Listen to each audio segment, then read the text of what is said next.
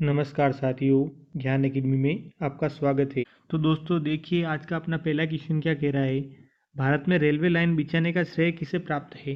तो दोस्तों, भारत में रेलवे लाइन बिछाने का श्रेय किसे प्राप्त है। ऑप्शन ए है जॉन मथाई, ऑप्शन बी है लॉर्ड डलहौजी, ऑप्शन सी है जॉर्ज स्टीफेसन, ऑप्शन डी है अन्य। तो दोस्तों जल्दी से कमेंट बॉक्स में इसका करेक्ट आंसर दीजिए कि इसका करेक्ट आंसर क्या होगा। दोस्तों इसका करेक्ट आंसर क्या हो जाएगा। तो इसका correct answer option number B होगा। क्या होगा option number B, Lord Dalhousie. दोस्तों ईस्ट इंडिया कंपनी द्वारा बिछाई गई थी रेलवे लाइन, किसके द्वारा बिछाई गई थी।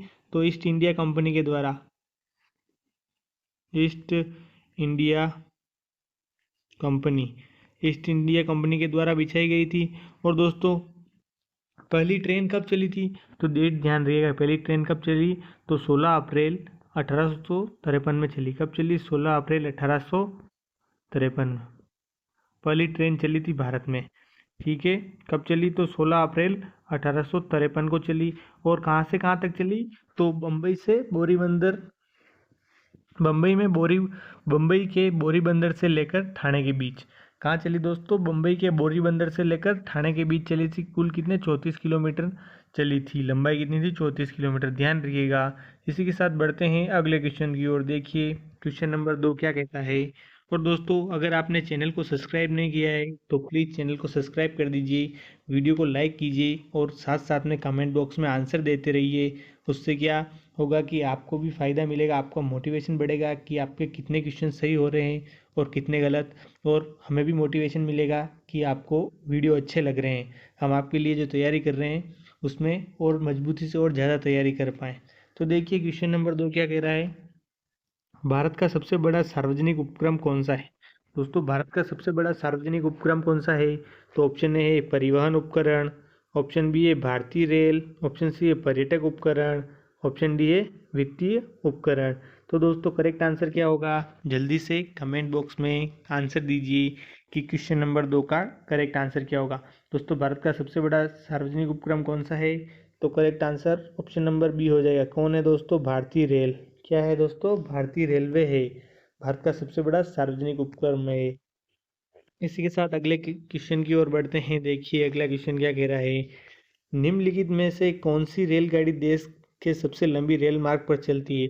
तो दोस्तों कौन से देश से सबसे लंबी रेल मार्ग पर चलती है, रेलगाड़ी देश की सबसे लंबे रेल मार्ग पर चलती है। तो कौन सी चलती है। तो ऑप्शन ए है Jammu Kanyakumari express, option B है कर्नाटक एक्सप्रेस, ऑप्शन सी है Gorakhpur Kochi express, option D है इनमें से कोई नहीं। तो दोस्तों करेक्ट आंसर क्या होगा। जल्दी से कमेंट बॉक्स में करेक्ट आंसर दीजिए कि क्वेश्चन नंबर 3 का करेक्ट आंसर क्या होगा। दोस्तों इसका करेक्ट आंसर क्या हो जाएगा। तो इसका correct answer option number A हो जाएगा। क्या होगा दोस्तों। जम्मू कन्याकुमारी एक्सप्रेस सबसे लंबे रेल मार्ग पर चलती है दोस्तों। ठीक है, इसी के साथ बढ़ते हैं अगले क्वेश्चन की ओर। अगला क्वेश्चन, क्वेश्चन नंबर 4 क्या कह रहा है। रेल मंत्रालय ने विलेज ऑन व्हील्स नामक परियोजना शुरू करने की घोषणा किस वर्ष की थी। दोस्तों रेल मंत्रालय ने विलेज ऑन व्हील्स नामक परियोजना शुरू करने की घोषणा किस वर्ष की। तो देखिए ऑप्शन ए 2004 में, ऑप्शन बी है 2005 में, ऑप्शन सी है 2006 में, ऑप्शन डी है 2007 में। तो करेक्ट आंसर क्या होगा दोस्तों। इसका correct answer option number A हो जाएगा। क्या होगा दोस्तों। ऑप्शन नंबर ए 2024 में। ये 2004 में दोस्तों कब की थी परियोजना शुरू। तो 2004 में की थी। ठीक है, इसी के साथ बढ़ते हैं अगले क्वेश्चन की ओर। देखिए अगला क्वेश्चन, क्वेश्चन नंबर 5 क्या कह रहा है। भारतीय रेलवे में कितने जोनों में विभाजित है। दोस्तों भारतीय रेलवे कितने जोनों में विभाजित है। तो ऑप्शन ए है 12, ऑप्शन बी है 17, ऑप्शन सी है 13, ऑप्शन डी है 19। तो दोस्तों वर्तमान में कितने जोनों में विभाजित है। तो करेक्ट आंसर क्या हो जाएगा इसका।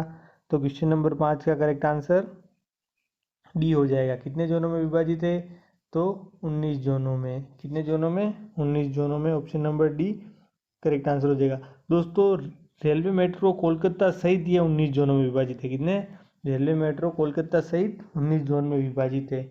ठीक है, बढ़ते हैं अगले क्वेश्चन की ओर। देखिए अगला क्वेश्चन क्या कह रहा है। क्वेश्चन नंबर 6, क्वेश्चन नंबर 6 क्या कह रहा है दोस्तों देखते हैं। देखिए रेल कर्मचारी बीमा योजना किस वर्ष शुरू हुई? तो दोस्तों रेल कर्मचारी बीमा योजना किस वर्ष शुरू हुई? तो ऑप्शन है वर्ष 1980, ऑप्शन बी है वर्ष 1988, ऑप्शन सी है वर्ष 1977 और ऑप्शन डी है वर्ष 1978। तो करेक्ट आंसर क्या होगा दोस्तों? रेल कर्मचारी बीमा योजना किस वर्ष शुरू हुई थी? तो अपना correct answer option number C हो जाएगा। क्या होगा दोस्तों? 1977 में रेल बीमा योजना शुरू हुई थी। Option number C correct answer होगा 1977 में। ठीक है, इसी के साथ बढ़ते हैं अगले क्वेश्चन की ओर। देखिए अगला क्वेश्चन क्या कहता है। क्वेश्चन नंबर 7 क्या कह रहा है? निम्न में से विद्युत इंजन ने कहाँ निर्माण किए जाते हैं? विद्युत इंजन कहाँ निर्माण किया जाता है दोस्तों? तो विद्युत इंजन कहाँ पर निर्माण किया जाता है? तो देखिए ऑप्शन ए है locomotive works Chittaranjan, option B है locomotive works Jamshedpur, option C है locomotive works Patiala, option D है लोकोमोटिव वर्क्स वाराणसी। तो दोस्तों विद्युत इंजन का निर्माण कहाँ होता है? तो करेक्ट आंसर क्या होगा इसका? तो इसका correct answer option number A हो जाएगा। क्या होगा दोस्तों? लोकोमोटिव वर्क्स चित्तरंजन में। दोस्तों इसको CLW शॉर्ट फॉर्म में लोकोमोटिव वर्क्स, तो चित्तरंजन लोकोमोटिव वर्क्स CLW ऐसे पूछे। ये कारखाना कहाँ पे है दोस्तों? तो ध्यान रखिएगा ये कारखाना कहाँ है। तो ऐसा पूछ ले तो पश्चिम बंगाल के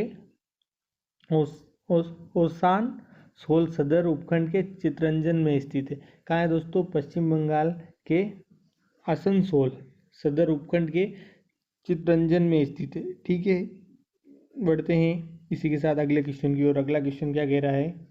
क्वेश्चन नंबर 8, सिंधु घाटी सभ्यता के लोग पूजा करते थे। तो दोस्तों सिंधु घाटी सभ्यता के लोग किसकी पूजा करते थे?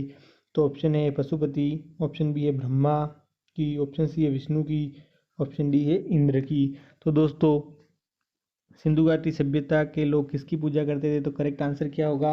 इसका correct answer option number A हो जाएगा, पशुपति। दोस्तों ये भगवान शिव की उपासना करते थे। किसकी उपासना करते थे? भगवान शिव की। सिंधु घाटी सभ्यता के लोग किसकी उपासना करते थे? तो भगवान शिव की उपासना करते थे।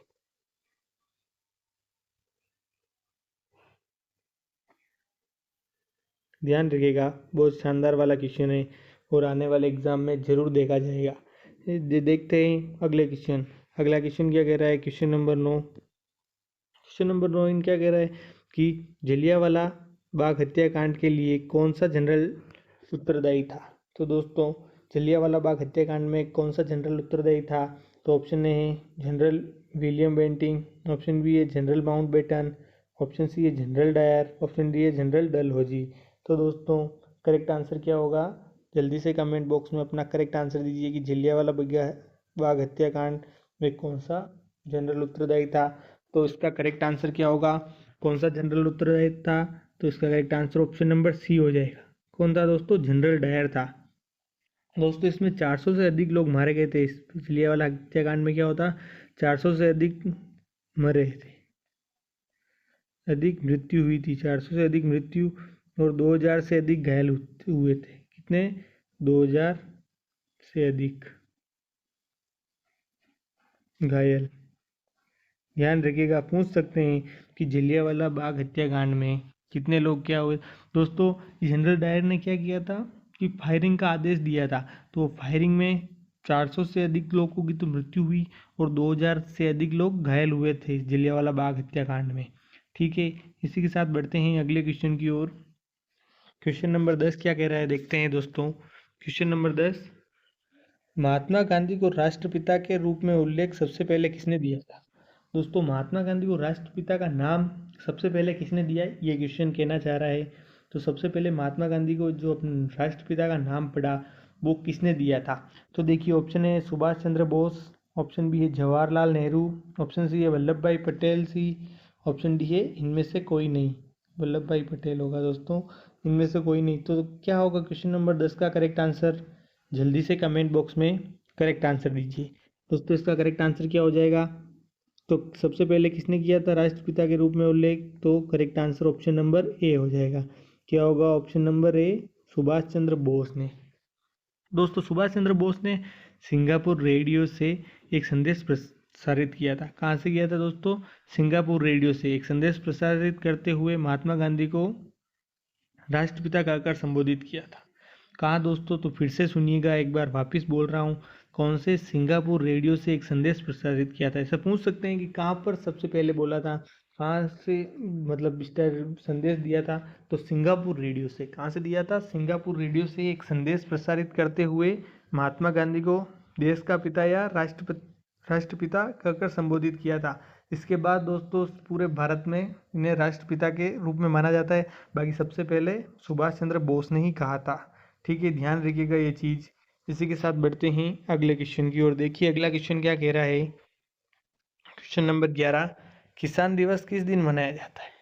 तो दोस्तों किसान दिवस किस दिन मनाया जाता है? ऑप्शन ए है 23 दिसंबर, ऑप्शन बी है 28 फरवरी, ऑप्शन सी है 14 मार्च, ऑप्शन डी है 5 अगस्त। तो दोस्तों किसान दिवस की आपको डेट तो ध्यान रखनी है, उसके साथ रीज़न क्या है, किस मतलब किसकी जयंती के अवसर पर मनाया जाता है या किस कारण, तो ये भी आपको ध्यान रखना है। तो दोस्तों किसान दिवस किस दिन मनाया जाता है? तो सबसे पहले ध्यान रखिएगा, option number A correct answer हो जाएगा। कब मनाया जाता है? 23 दिसंबर को। कब मनाया जाता है? तो 23 दिसंबर को देश के 5वें प्रधानमंत्री, दोस्तों कौन से? 5वें पीएम। 5वें पीएम का नाम क्या है आपको पता है? तो 5वें पीएम चौधरी चरण सिंह की जयंती के अवसर पर ये किसान दिवस मनाया जाता है। कौन सा दोस्तों? 5वें पीएम का क्या नाम है? चौधरी चरण सिंह। तो यह लिख देते हैं, ध्यान रखिएगा, नाम बहुत शानदार वाला है। किसान दिवस किस पीएम की जयंती के अवसर पर मनाया जाता है? तो चौधरी चरण सिंह। चौधरी चरण सिंह की जयंती के अवसर पर किसान दिवस मनाया जाता है प्रतिवर्ष 23 दिसंबर को। ये कौन से पीएम थे? तो 5वें नंबर के पीएम थे, देश के 5वें पीएम थे। ठीक है, इसी के साथ बढ़ते हैं अगले क्वेश्चन की ओर। क्वेश्चन नंबर 12 क्या कह रहा है, देखिए, वायुमंडल में सर्वाधिक कौन सी गैस मिलती है? दोस्तों वायुमंडल में सर्वाधिक कौन सी गैस मिलती है?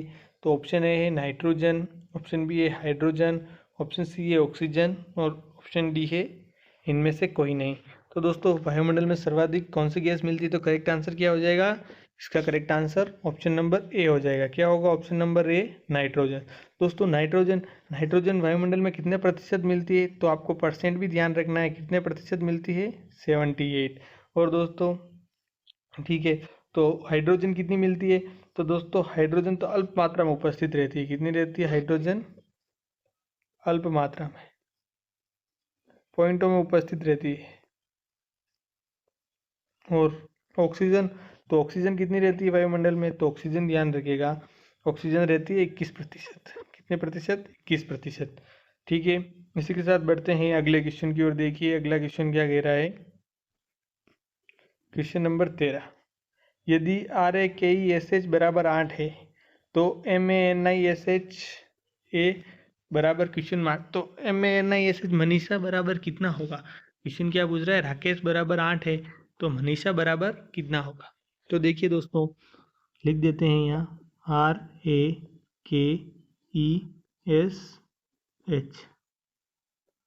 तो अब देखिए R कितने नंबर पर आता है? ABCD में तो R 18 पे। A कितने नंबर पर आता है? 1। K कितने नंबर पर आता है? K 11 नंबर पर। और E कितने नंबर पर? तो E 5 नंबर पर। फिर S कितने नंबर पर आता है? 19। और फिर H कितने नंबर पर आता है? 8। तो दोस्तों अगर इनको टोटल करेंगे तो इनका टोटल कितना आएगा? जल्दी से कमेंट बॉक्स में आंसर दीजिए कि इनका टोटल कितना आएगा। देखिए इनका टोटल करेंगे तो कितना आएगा? 62 आएगा। कितना आएगा? 62। और 62 आएगा तो अब अपने क्या करेंगे? 6 + 2 करेंगे, क्योंकि 62 तो कोई ऑप्शन में नहीं है, तो 6 + 2 करेंगे। 6 + 2 कितने होते हैं? 8। तो अपने को कितने चाहिए था? यहाँ 8 ही चाहिए था। ठीक है, ये हो गया। अब इसको कर देते हैं यहाँ। अब अपने को किसका निकालना है? मनीषा का। ये तो दिया हुआ था राकेश का, तो मनीषा का निकालना है। MANISHA। तो दोस्तों मनीषा का निकालना है, तो मनीषा का M कितने नंबर पर आता है? मनीषा का M 13 नंबर पर। A कितने नंबर पर आता है? 1। N कितने नंबर पर आता है? 14। I कितने नंबर पर आता है? आई 9 नंबर पर और एस 19 नंबर पर आता है। इसी प्रकार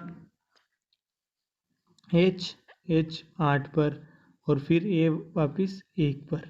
तो दोस्तों अगर इनको टोटल करेंगे तो इनको टोटल कितना आएगा, इनका टोटल आएगा 65, टोटल 65 आएगा।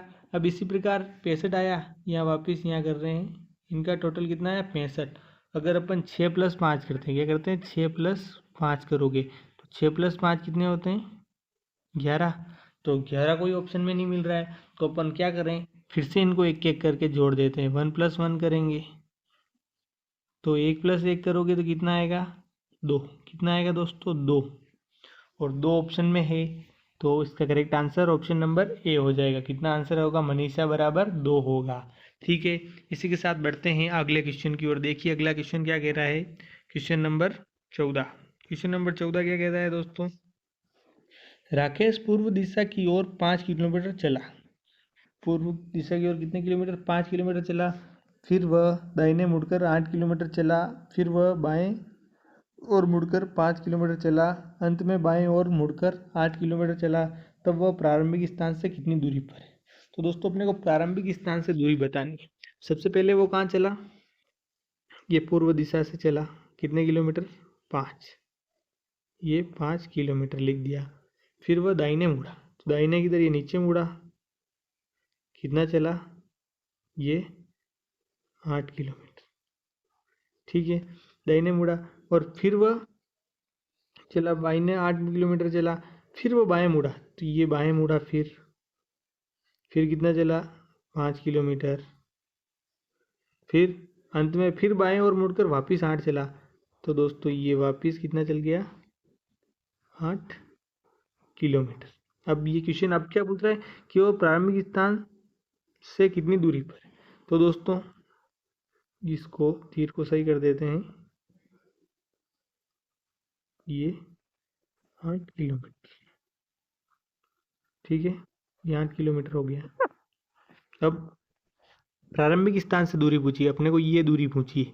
तो दोस्तों ये दूरी पूछी तो ये पहले पूर्व में कितना 5 और ये कितने, ये दूरी कितनी 5, तो अपन 5 + 5 करेंगे। तो दोस्तों प्रारंभिक स्थान से कितनी दूरी पर हो जाएगा 10 किलोमीटर की। क्योंकि दोस्तों ये पैरेलल है, यहाँ पर 5 चला तो ऊपर भी इधर वापस यहाँ तक पहुँचने के, इस बिंदु के यहाँ तक पहुँचने के लिए कितने किलोमीटर चलेगा, तो इसको वापस बाएं मुड़कर 5 किलोमीटर चलना होगा। कितना बाएं मुड़कर 5 किलोमीटर चलना होगा। तो फिर ये वापस यहाँ पर आ जाएगा और फिर प्रारंभिक स्थान, तो प्रारंभिक स्थान यहाँ 5 किलोमीटर तक आएगा और 5 + 5 करेंगे, ये आगे भी 5 किलोमीटर, तो 5 + 5 कितने 10 किलोमीटर। तो option number C correct answer हो जाएगा इसका। कितने प्रारंभिक स्थान से कितनी दूरी पर है, तो 10 किलोमीटर दूरी पर स्थित है। ठीक है, इसी के साथ बढ़ते हैं अगले क्वेश्चन की ओर। क्वेश्चन नंबर 15 क्या कह रहा है, देखिए सीरीज का क्वेश्चन है। सीरीज क्या दे रही है 10, 12, 15, 20, 27 और इसके आगे वाली सीरीज अपने को ज्ञात करनी है। तो दोस्तों 10 और 12 में कितना का गैप है, +2 का। फिर 12 में 15 के बीच में 3 का। फिर कितने का है 15 और 20 में 5 का। फिर कितना है 20 और, तो ये 7 का।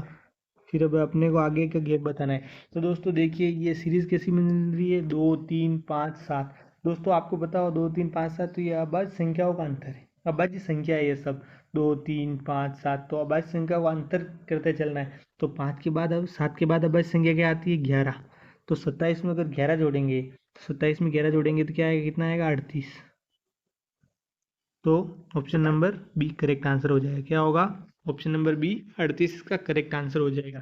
कैसे होगा वो आप समझ ही गए होंगे कि अभाज्य संख्या चलती जा रही है, सब अभाज्य संख्या का ही चल रहा है। आगे से आगे 2, 3, 3 के बाद 5 अभाज्य संख्या होती है, 5 के बाद 7 होती है, 7 के बाद 11। तो दोस्तों ये क्या अभाज्य संख्याओं का अंतर निकालते जाना है। अगर इसके आगे पूछते तो इसके आगे +13 कर देते, तो 38 में +13 जोड़ते, जो आंसर क्वेश्चन पूछता जो आंसर आता वो आगे आगे ऐसे जुड़ते जाते। ठीक है, इसी के साथ बढ़ते हैं अगले क्वेश्चन की ओर। देखिए अगला क्वेश्चन क्या कह रहा है अपना, क्वेश्चन नंबर 16। देखिए क्वेश्चन नंबर 16 क्या कह रहा है, अमन नमन से तेज दौड़ता है। कौन दौड़ता है दोस्तों? नमन से तेज दौड़ता है। कौन दौड़ता है? अमन। तो ये अमन को आगे लिख दिया। किससे तेज दौड़ रहा है? नमन से। ये नमन पीछे आ गया। किंतु दीवान मोनू से तेज दौड़ता है। दीवान, ये दीवान लिख दिया। दीवान किससे तेज दौड़ रहा है? मोनू से। तो ये मोनू पीछे लिख दिया। अब क्वेश्चन क्या पूछ रहा है? किंतु विजय जितना तेज नहीं। तो दोस्तों सबसे आगे तो कौन है? विजय। कौन है? विजय। विजय जितना तेज नहीं। तो सबसे तेज कौन दौड़ता है? क्वेश्चन क्या पूछ रहा है? तो सबसे तेज कौन दौड़ता है? तो यहाँ सबसे तेज कौन दौड़ता है? तो सबसे तेज ये विजय ही दौड़ रहा है सबसे आगे। विजय जितना तेज कोई नहीं दौड़ सकता। तो correct answer option number C हो जाएगा। कितना इजी क्वेश्चन था, कुछ भी नहीं करना था, बहुत ही आसान क्वेश्चन था। ये क्वेश्चन तो बिल्कुल ही बेसिक क्वेश्चन था। ऐसे क्वेश्चन अगर पूछ ले, वैसे दोस्तों आपका लेवल 10th क्लास तक का है, तो उस हिसाब से आप टेंशन ना लें, आपके इजी क्वेश्चन ही आएंगे। उसके हिसाब से बेसिक से उससे क्वेश्चन बनाए। इसमें भी क्या, लोग क्वेश्चन पढ़ के उनको सेटअप करना नहीं आता है, इस वजह से उनके क्वेश्चन गलत हो जाते हैं, इसलिए इतना इजी क्वेश्चन दिया है। और ऐसे इजी क्वेश्चन ही आते हैं, आपके स्टैंडर्ड के अनुसार क्वेश्चन आते हैं। बाकी आपकी तैयारी इससे डबल मजबूत होनी चाहिए, ताकि जो कोई हल्का टफ क्वेश्चन भी आए तो वो आपको टफ ना लगे। आपकी तैयारी अपर लेवल की होनी चाहिए। ठीक है, इसी के साथ देखते हैं अगला क्वेश्चन क्या कह रहा है। क्वेश्चन नंबर 17, पैर क्वेश्चन मार्क। तो अगला देखिए, हाथ का संबंध कलाई से है। दोस्तों क्या, हाथ का संबंध कलाई से है, तो पैर का संबंध पूछा है। यहाँ क्वेश्चन मार्क नहीं होगा दोस्तों। हाथ का संबंध कलाई से है, तो पैर का संबंध बताना है। तो दोस्तों ऑप्शन ए जूता है, ऑप्शन बी टांग, ऑप्शन सी टखना और ऑप्शन डी लंबाई। तो दोस्तों हाथ का संबंध जैसे कलाई से होता है, तो पैर का संबंध किससे होगा? जो अपना पैर है, तो पैर का संबंध किससे होगा? करेक्ट आंसर क्या हो जाएगा? तो correct answer option number C होगा, टखने से। किससे होगा दोस्तों? पैर का संबंध टखने से होगा। ठीक है, ध्यान रखिएगा। इसी के साथ बढ़ते हैं अगले क्वेश्चन की ओर। देखिए अगला क्वेश्चन क्या कह रहा है अपना। Question number 18। क्वेश्चन नंबर 18 क्या कह रहा है दोस्तों? एक व्यक्ति अपनी आय का 75% खर्च करता है, वह 5,480 रुपये बचत करता है, तो उसकी कुल आय कितनी होगी? दोस्तों वो खर्च कितना कर रहा है? तो सबसे पहले यहाँ लिख देते हैं खर्च। खर्च कितना कर रहा है दोस्तों वो? 75%। और तो बचत कितनी करेगा? तो यहाँ पर बचत भी लिखनी पड़ेगी। तो ध्यान रखिएगा, ये 100 माइनस 75 करेंगे तो कितनी बचत होगी? 75% खर्च कर रहा है, तो बचत कितनी? 25% की बचत कर रहा है वो। कितनी कर रहा है?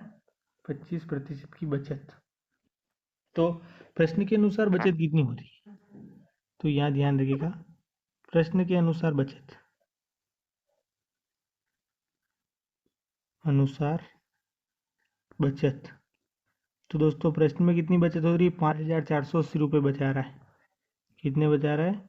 5,480। 5,480 की बचत कर रहा है। तो दोस्तों क्वेश्चन का कुल आय कितनी? तो अपने को कुल आय ज्ञात करनी। ये अपन ने लिखा कुल आय। तो दोस्तों ध्यान रखिएगा, वो बचत कितनी कर रहा है? 580 की। प्रतिशत में कितनी हो रही है? 25 की। और इंटू 100 करेंगे तो ये 4 बार गए, और 5,480 इंटू 4 करेंगे तो आंसर क्या आएगा? 21,920। 21,920 रुपये कुल आय कितनी है दोस्तों? 21,920 रुपये उसकी आय। तो कौन सा ऑप्शन नंबर है? Option number B correct answer हो जाएगा, 21,920 रुपये। ठीक है, इसी के साथ बढ़ते हैं अगले क्वेश्चन की ओर। क्वेश्चन नंबर 19 क्या कह रहा है? 7,500 रुपये को ए, बी और सी में इस प्रकार बांटा जाता है कि ए और बी का अनुपात 5:2 है, और बी और सी का अनुपात 7:3 हो, तो बी का हिस्सा बताओ। दोस्तों सबसे पहले ए अनुपात बी अनुपात सी लिख देते हैं। ए और बी का अनुपात कितना है, तो ए और बी का 5:2 है, और बी अनुपात सी का तो 7:3। अब दोस्तों आपको पता ही ये पास में जो खाली होता है तो पास में आ जाते, तो ये यहाँ पर 7 आ जाएंगे, और 3 7। अब अपने को 5 × 7 करेंगे तो कितना आएगा, 35 अनुपात। अब कितना आएगा, 35 और ये 14, ये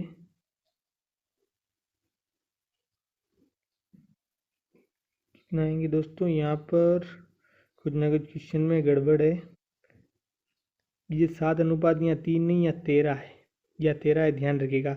कितना है ये, 13, 7:13 है, तो ये 26 होगा, क्योंकि बाकी दोस्तों आंसर नहीं आएगा। यहाँ पर प्रिंटिंग मिस्टेक हुई है क्वेश्चन की, तो 13 टोटल कितना आएगा दोस्तों, इनका टोटल 75 आ रहा है।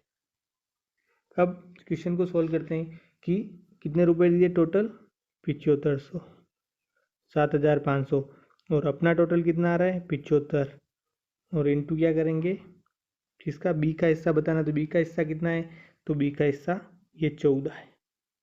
अब इसको सोल्व करेंगे, इसको सोल्व करने पर कितने रुपए आएंगे, 1400। कैसे आएंगे, ये 100 × 14 करेंगे तो अपना आंसर कितना आएगा, 1400। तो बी का हिस्सा कितना आ रहा है दोस्तों, 1400 रुपये। 1400 कौन से ऑप्शन नंबर में है, तो ऑप्शन नंबर सी में, तो ऑप्शन नंबर सी इसका करेक्ट आंसर हो जाएगा। ठीक है, इसी के साथ देखिए अगला क्वेश्चन क्या कह रहा है अपना आज का अंतिम क्वेश्चन भी है, क्वेश्चन नंबर 20। ये एक परीक्षा का पूर्णांक 420 है। इस परीक्षा में अजय के 273 अंक प्राप्त किए जाए, तो अजय के प्राप्तांकों को प्रतिशत ज्ञात करो। दोस्तों अजय के प्राप्तांकों को प्रतिशत ज्ञात करना है, तो देखिए उसका पूर्णांक कितना है, पूर्णांक है 420, और उसने प्राप्त कितने किए, तो प्राप्त अंक है उसके 273। दोस्तों परसेंट निकालना है, कुछ भी नहीं करना है, तो प्राप्त बटा पूर्णांक इंटू 100, तो 420 में क्या करेंगे दोस्तों, 273 इंटू 100 करेंगे। तो दोस्तों सोल्व करके बताइए कि इसका करेक्ट आंसर क्या होगा। जल्दी से कमेंट बॉक्स में आंसर दीजिए कि 273 बटा 400 इंटू 100 करेंगे तो अपना आंसर कितना आएगा। तो दोस्तों इसका करेक्ट आंसर क्या होगा, जल्दी से कमेंट बॉक्स में आंसर दीजिए कि इनको इंटू करने पर कितना आएगा। तो देखिए इसका करेक्ट आंसर कितने प्रतिशत हो जाएगा, 65%। कितने प्रतिशत उसने प्राप्तांक प्रतिशत कितना है, तो 65%, और 65% कौन से ऑप्शन नंबर में है, ऑप्शन नंबर ए में। तो इसका करेक्ट आंसर क्या हो जाएगा, ऑप्शन नंबर ए। ठीक है दोस्तों, तो कैसी लगी आपको आज की सीरीज, ये अपने थे मॉडल पेपर नंबर 80। तो कैसा लगा आपको कमेंट बॉक्स में ज़रूर बताइएगा, और चैनल को सब्सक्राइब नहीं किया है तो सब्सक्राइब कीजिएगा। मिलते हैं अगले मॉडल पेपर में, तब तक के लिए धन्यवाद।